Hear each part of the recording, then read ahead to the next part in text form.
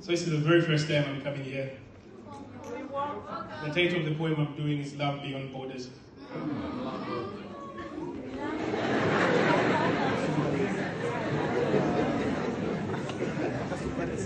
I have lived on this piece of rock that we call Earth for almost 3 decades now. And in this period, I have encountered and experienced a love that is stronger than that of a mother for her suckling child.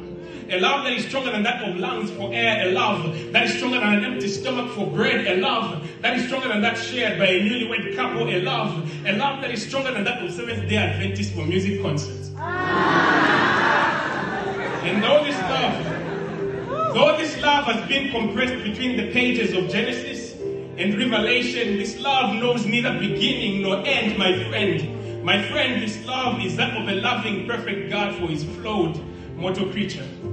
You see, from time immemorial, God has always shown us that nothing can stand in the way for his love of his children. In this poem is basically proof of that. You see, 6 millennia ago, man, woman, and every living creature lived in perfect harmony in a beautiful garden.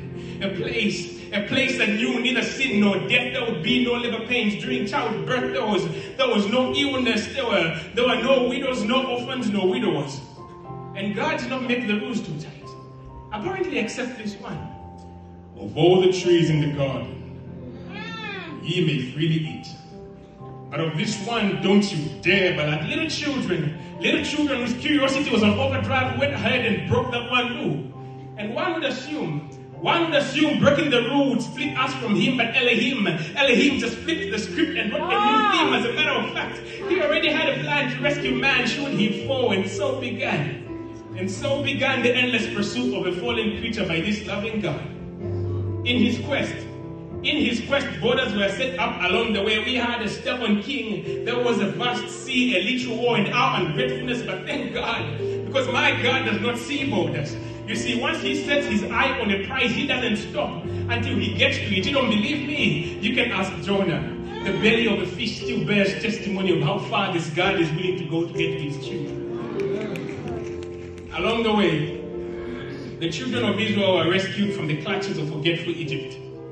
Though we were stubborn, ever murmuring, ungrateful, God even had to kill off some of us, but his love still reigns supreme, you see. Where we saw impending death at the shores of the Red Sea, he saw nothing more than stoppable traffic. Zebra crossing right in the midst of the Red Sea, and walls of water stood on either side as dry ground showed. My overactive imagination usually leads me to wonder, what ran through the minds of the fish that saw this happen? Humans walking upright where seas once flowed. After that, the walls of Jericho stood tall. A gargantuan structure, an impenetrable fortress. We had no physical weapons with which to break down these walls, but beyond sight, God had already written a plan. The plan was writ off his hand. It seemed a bit absurd to march around the walls in song for 7 days, had the walls falling prostrate to his praise as though worshipping this good God. My God, love is different. A love that compelled his son to leave the majestic splendor of heaven to come and rescue fallen men. But when we saw him, we beat and spat in his face with razor-sharp whips. We whipped the black of his back to the white of his flesh, and as a final act of defiance, we nailed him to a wooden cross and hanged him on a tree like a common criminal. And we removed him and placed him in a grave, assumed permanently lost to the clutches of death. But boy, were we in for a surprise. You see, my God just stayed entombed for 3 days, perhaps wondering when this stubborn creature would learn that his love for us is so strong that not even death can do us apart. What manner of love is this? What manner of love is this? A love that calls our cold souls rocked and crumped up in graves, literal as that of Lazarus, or proverbial as that of the rest of us. A love that compels him to write his name on the pulsating tablets of our hearts, Yeshua. Yes, you are his priority, but at a price now. His blood serves as a beacon to show him exactly where we are. No matter how far we fall, he still stands tall. It's about time we tore off this armor of sin and let him in, for he has knocked for far too long. This God will not stop in pursuing us.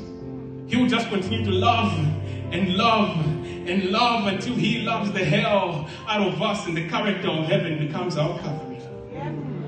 God will not relent in his pursuit of us. After all these years, I have finally come to learn this. I pray that you do too.